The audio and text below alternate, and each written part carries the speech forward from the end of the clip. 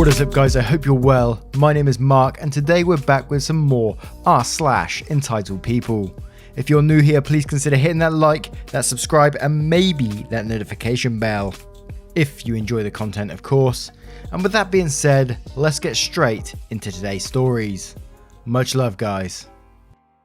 Our first story comes from Rusty Pink Spoon, all aboard the Corona bus. Okay, so this story requires a lot of backstory, and then I'll jump in. I have a severely disabled daughter. She's born at 27 weeks gestation. Normally a pregnancy lasts 40 weeks, and was extremely small. I'm talking 670 grams at birth small. Because of this, she has loads of issues, including chronic lung disease, CLD. She attends a special needs school in the middle of London, so we're in a very busy city, lots of people, lots of risks. Her school only deals with kids on the severe end of the spectrums. Lots of kids who are on feeding tubes, have oxygen canisters, etc. You get the drift. Obviously, with COVID-19 doing the rounds, the school has been really diligent on making sure the kids and staff are safe. The government announced yesterday that they were going to be closing all schools from this Friday onwards. We're apparently a little behind the game. Now, my daughter gets picked up by a bus and taken to and from school. This bus is specifically for her school, as in the UK, we don't really do the school bus thing like in America, so the bus only has additional needs kids on, all with varying levels of problems. There are approximately 6 buses that pick up the kids from around London. 2 days ago, as my husband was getting my daughter off the bus driver stopped him. Bus driver BD, H husband. The bus driver said, "Hi Dad, she had a great day." "Oh, that's brilliant, thanks." Radio alerts the bus driver. She goes to listen to the message. The bus driver, white as a sheet and clearly shocked. Dad, I think we should let you know one of the kids in your daughter's class has been sick all day, and as he was being taken off the bus, his mum informed us that his brother was tested positive for corona." My husband said, "What? Her kid was sick and still left him in school?" Not only that, but she let him come in on the bus instead of picking him up. The whole bus he was on is likely infected now, and he's been coughing the whole trip home. So, this mother found out her son was sick with corona and then left her other disabled son, who can't wash his hands regularly or even cover his mouth when he coughs because of his disability, who also sick in school. With loads of kids with lung problems, I was so angry when I was told. The next day, I phoned the school to let them know that we were self-isolating to not spread it further.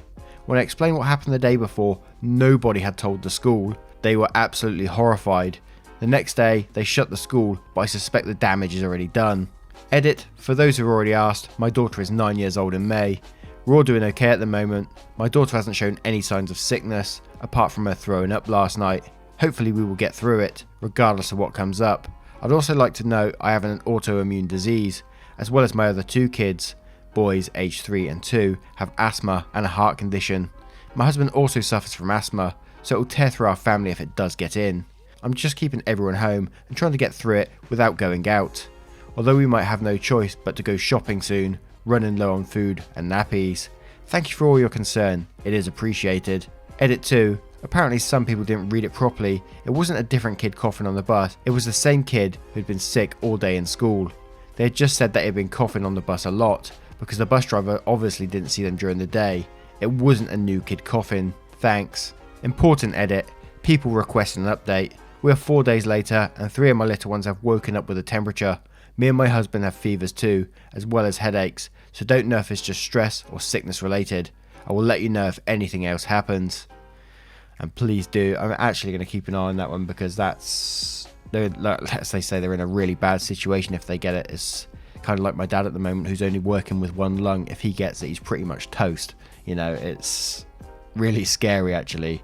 So yeah, please do stay safe and just stay in, people. Our next story is from Anemic Chicken Nugget. I don't owe your daughter my things. So, a little backstory. I, female 20, live with my boyfriend, male 23, at his mother's house because I got kicked out and I couldn't get an apartment without no credit at the time. His mother is a whole other ball of wax. This story is about his sister.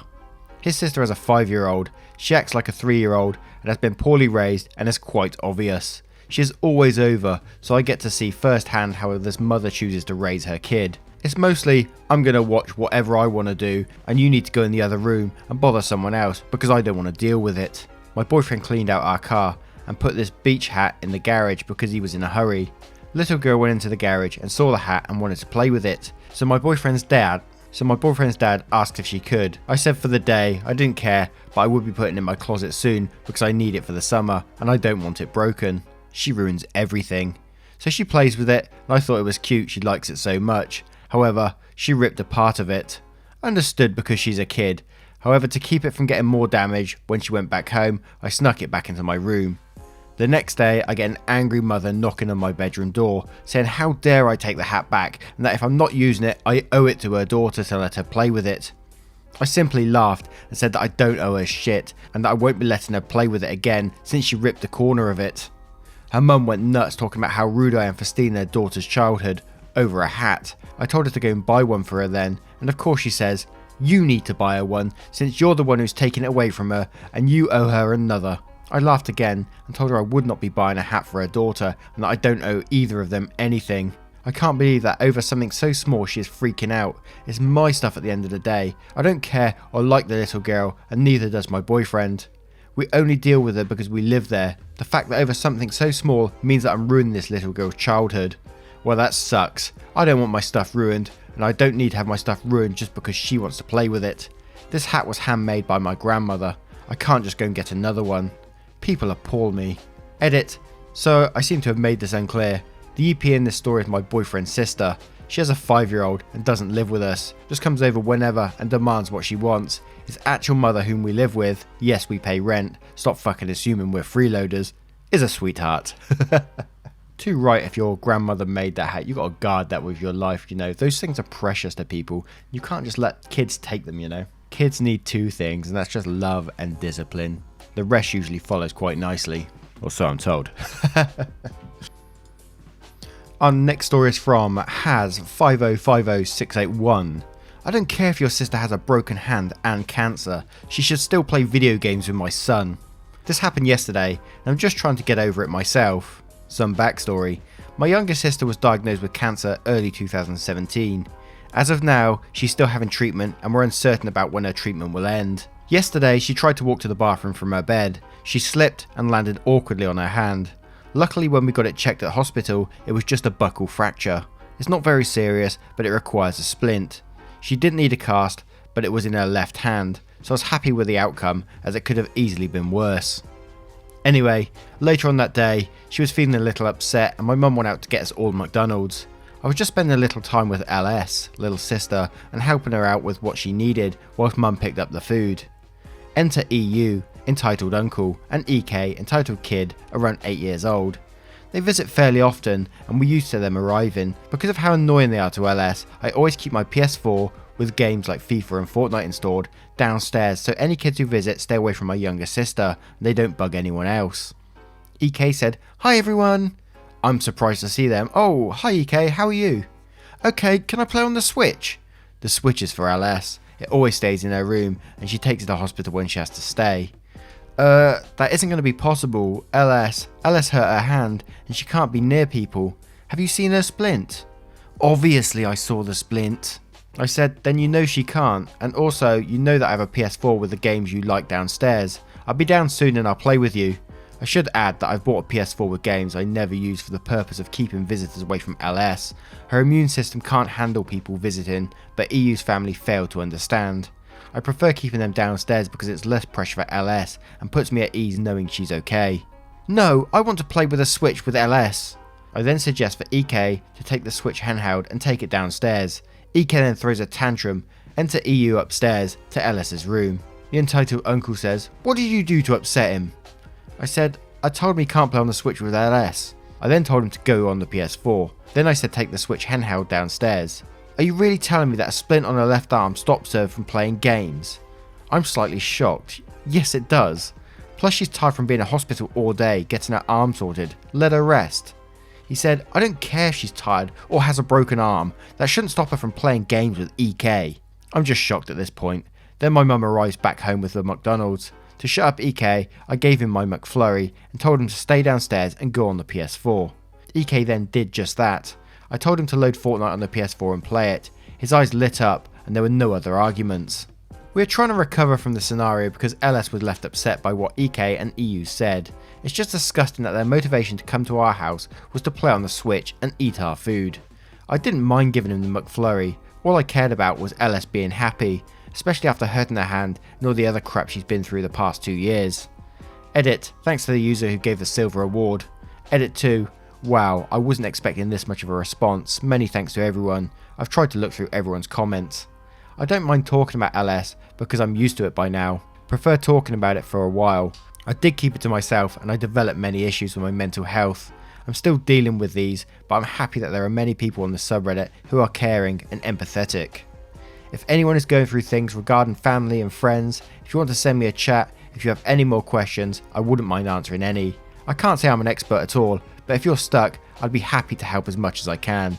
And thanks to everyone who gave the awards. I can't really understand why, but thank you. Also, I did write cast instead of splint, which I did change in this edit.